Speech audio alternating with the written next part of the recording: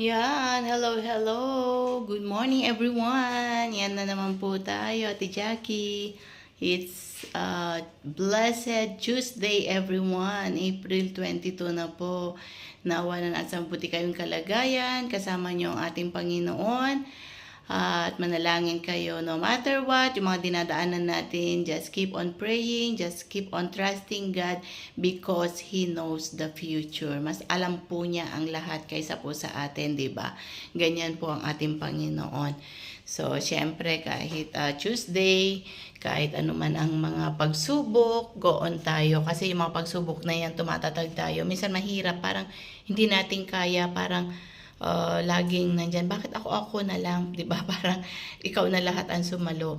Pero isipin niyo po na nandyan lagi ang ating Panginoon. Hindi po niya tayo iiwanan, ni pabayaan, at lagi siyang nandyan upang tayo ay tumatag, upang tayo ay more na maging firm. Gaya po ng isang boxing, 'di ba, na laging nagte-training, masakit na 'yung mga katawan, binubugbog, 'di ba, para more na pag sinuntok siya ng kaaway is hindi na po siya gaano masasaktan kasi bakit manhid na yung katawan niya sa kakabugbog, 'di ba? At ang nasa mind niya, nasa heart niya na kailangan mapanalunan niya ito, kailangan siya yung manalo, kailangan win na 'yan, 'di ba?